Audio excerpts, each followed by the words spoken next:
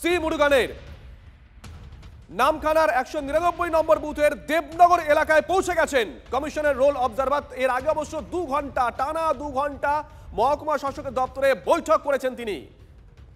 শুভেন্দু আমাদের সঙ্গে লাইভে রয়েছেন। শুভেন্দু,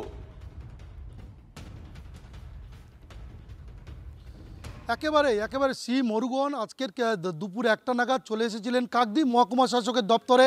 সেখানে 2 ঘন্টা ধরে বিএলএ এবং প্রশাসনিক আধিকারিকদের সঙ্গে বৈঠক করার পর সরাসরি সাগর বিধানসভার নামখানা ব্লকের 199 নম্বর বুথের দেবনগর এলাকায় চলে আসেন।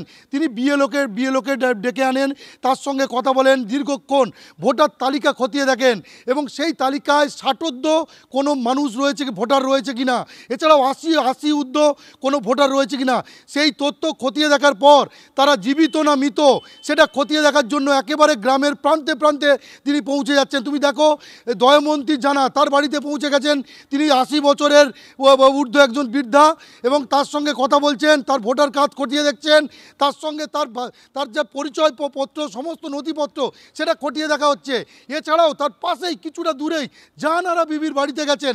সেখানে জাহানারা বিবির বয়স 80 বছরের বেশি, তিনিও বেঁচে আছেন না তার মৃত্যু হয়েছে সেটা খতিয়ে দেখার জন্য তিনি কিন্তু সেখানে পৌঁছে গেছেন। তোমাকে জানিয়ে রাখবো যে বিরোধীরা যে অভিযোগ করছিল যে ভোটার তালিকায় মৃত ব্যক্তিদের নাম তোলা হচ্ছে এবং শাসক দলের সঙ্গে যুক্ত, সেইটা এই অভিযোগ খতিয়ে দেখার জন্য কাকদ্বীপ বিধানসভা কাকদ্বীপ মহকুমার এই যে 4টে ব্লক সাগর, নামখানা, কাকদ্বীপ এবং পাথর প্রতিমা, এই 4টে ব্লকে আগামী কয়েকদিন ধরেই কিন্তু সি মুরুগন তিনি কিন্তু এলাকায় এলাকায় ঘুরবেন বলে আমরা জানতে পারছি। এবং এই যে মৃত ভোটার, এই ভোটারটাকে ধরার জন্য একেবারে সরজমিনে মাঠে নেমে পড়েছেন বিশেষ রোল অবজারভার এবং তিনি কিন্তু ভোটারদের সঙ্গে কথা বলছেন, বিএলওকে সঙ্গে নিয়ে তিনি কিন্তু কথা বলছেন। এই মুহূর্তে আমরা ছবিগুলো দেখাই, তুমি যে কথা বলছিলে এসআইআর প্রক্রিয়া খতিয়ে দেখতে এবার সরাসরি ভোটারদের সঙ্গে কথা বলছেন কমিশনের পর্যবেক্ষক সি মুরুগান। অত্যন্ত তাৎপর্যপূর্ণ, নামখানার 199 নম্বর বুথের দেবনগর এলাকায় পৌঁছে যান তিনি। প্রথমে বিএলওদের কাছ থেকে 60 এবং 80 ঊর্ধ্ব ভোটারদের বিষয়ে তথ্য নেন। তারপরে জয়ন্তী জানা, যার বয়স 80-র বেশি, এবং জাহানারা বিবি, এনারা বয়স 80-র বেশি, বাড়িতে গিয়ে কথা বলেন স্বয়ং অবজারভার সি মুরুগান। তার আগে অবশ্য কাকদ্বীপ মহকুমা শাসকের দপ্তরে প্রায় 2 ঘন্টা 1টা থেকে 3টে দীর্ঘ বৈঠক করেন তিনি।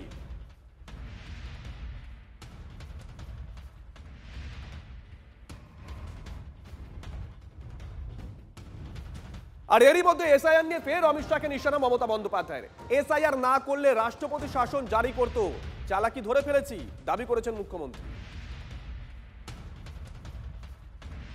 ওরা টাইমটা বেছে নিয়েছে, যদি আমরা না করতে দিতাম তাহলে ইলেকশন না করে রাষ্ট্রপতি শাসন করত।